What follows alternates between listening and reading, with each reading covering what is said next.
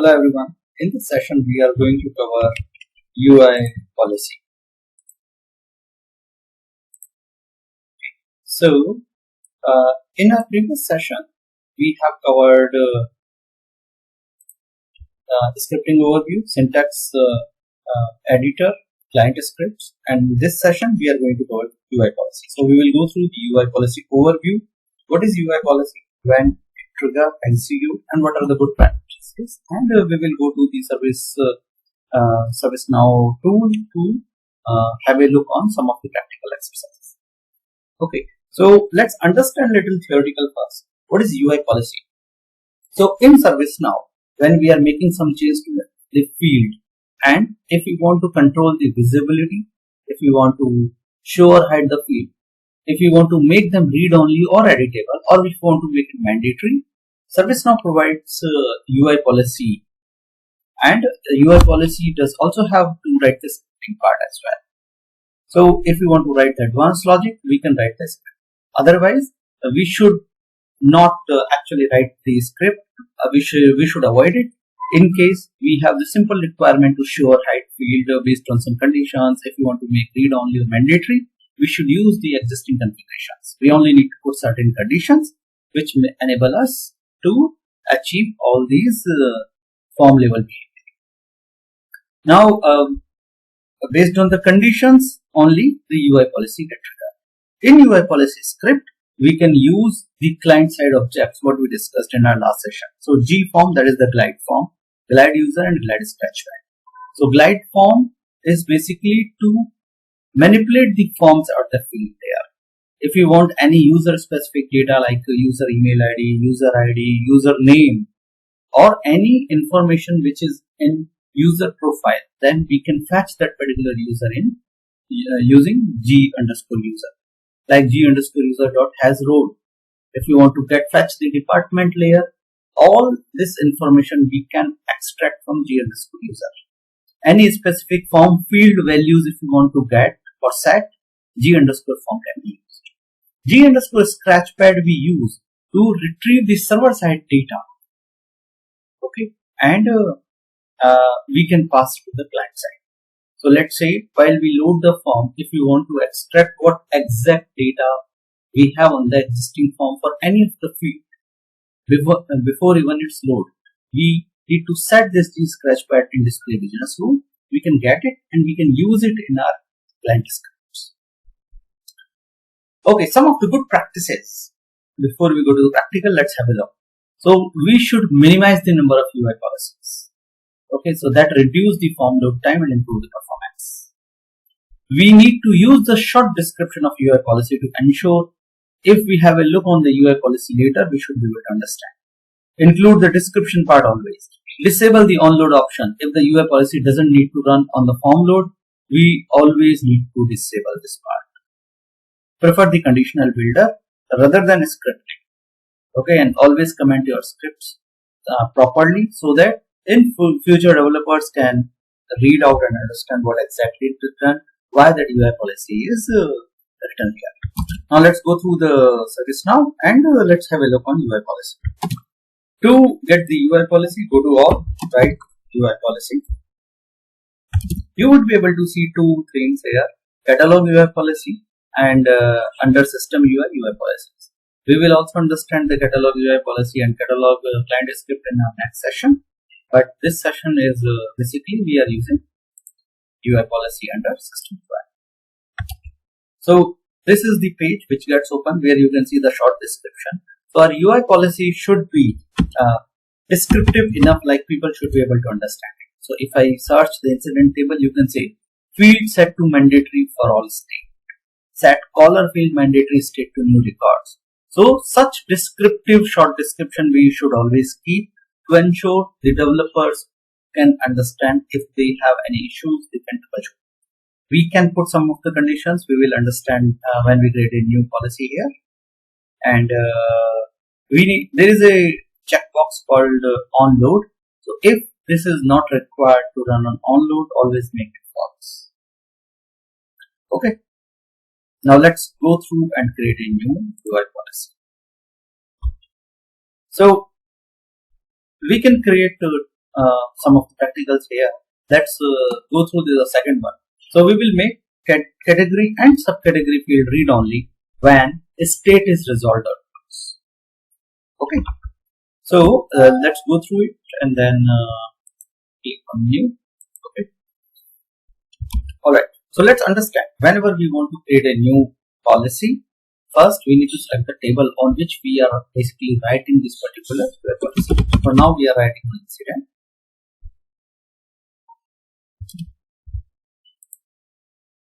We can put description here.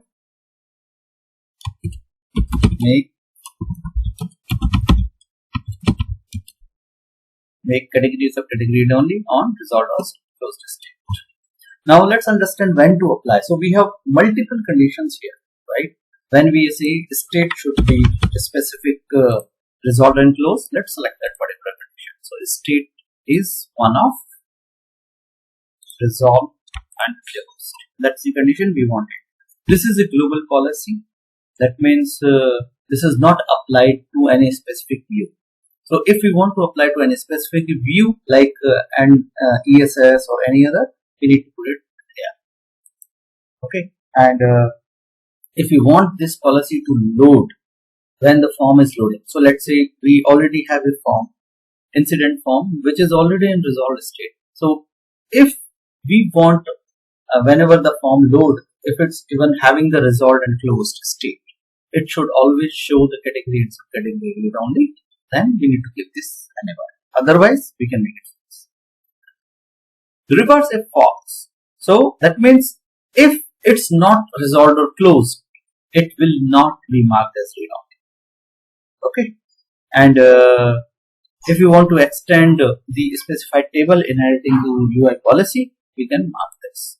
Now this will inherit the child table. This attribute can inherit to the child table. Okay, we have the scripting part here. So if we want additional conditions which we want to run as part of the script, we need to write here. So we have here UI type, whether it should run on the desktop or on mobile or both, and how it should behave with to how it should behave this form. So in this session, we will write one script and we will also write the conditions. For this one, let's only write the conditions. Okay, so we have set the when to apply. We are not writing any script so far. Just go and save. Okay, so now form is saved, and if you notice, we got two tabs here: UI policy actions and UI policy related list actions. Now, as we want the action. What action we are looking for? We want the category and subcategory for the resolved and closed incident to be made as read only. As of now, if you see, I can go and make any change, right? This is what we don't want. We do not want users to make any change. It should be read only and resolved and closed state. So any actions if we need to take, that needs to mention in UI policy action. What all actions we can take? We can make it read only, we can make it mandatory, and the third one, we can show and hide. Okay, so you can have a look here. Mandatory, visible, read only. These are three attributes which we can clearly set. Okay, so here we need to select which field. So we discussed we are now working on the category and the subcategory. So let's category field here. And do we want it to change the mandatoriness? We want to leave on alone. That means whatever the conditions we have based on the other conditions or rules, that will remain as is. There will not be any change. The visibility will also not be impacted. We only want to change read only. So these also have some options. If you want to make them mandatory, we can mark true or false here. For now, is it mandatory right now? Okay, it's not mandatory. So let's make it mandatory.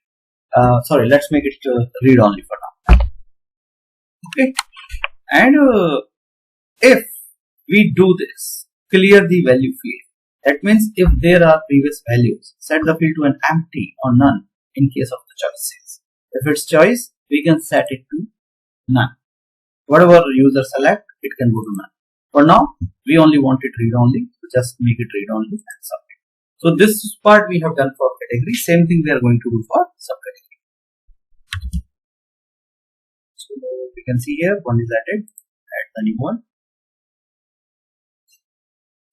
select field, subcategory, read as read only, submit. Okay, so now both policies are here. So in case this policy is conflicting with any other policy, it will also show a red dot here. Okay, I'll quickly show that as well. For now, let's see if it's resolved. You can see both of them are read only. So let's quickly have a look what happens if there is a conflict. Okay, so let me open another policy here.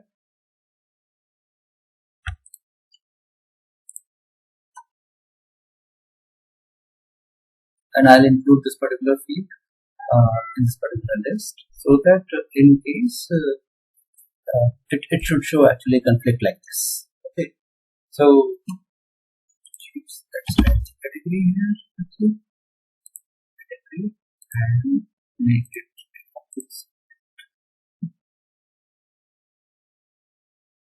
So I made changes to the policy, and let me refresh this particular page what we developed.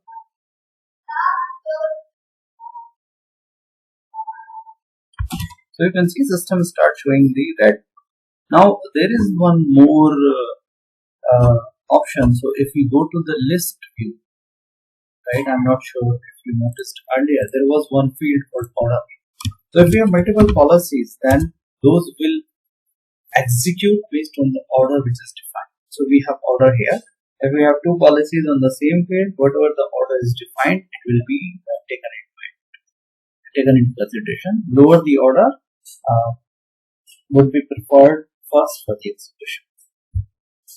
Okay, now let's go to the script case. So what we will do here is, let's take a scenario where we will make the configuration of item and impact city read only in case of the status result. Okay, but that we will do through the script. Now what we will do, we will go to UI policies, new. So select the tables.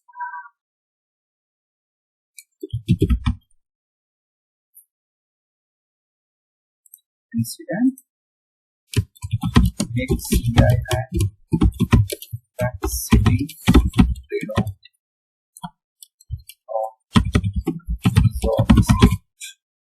Right. We'll set the condition here, state or incident state. We can choose any one. So state is resolved. And let's go to the script. So this is when it is true. How do we want?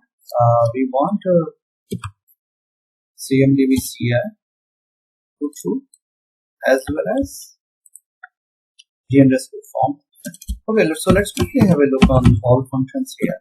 Okay, like set display. Set display will make the visibility to or false. Then we have set mandatory. Similarly, we have set read only.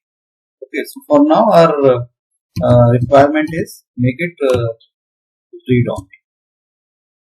Okay, so let's quickly have a look on the other field. We have the u_impact_city.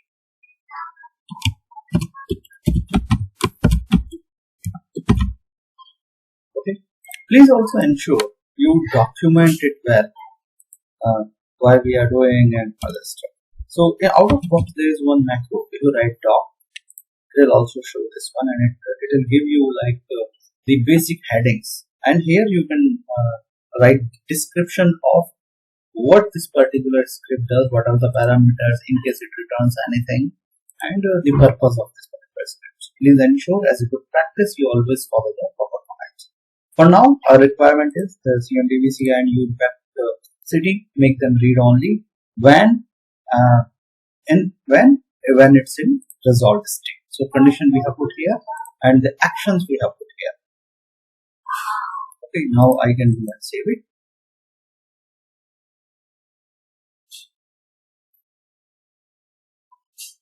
Okay, and here we can go and refresh this particular form. So if you notice now, configuration item and impact city with them straight on. That's it for UI session, and next session we will talk about the catalog UI policy and catalog the client scripts. Thank you.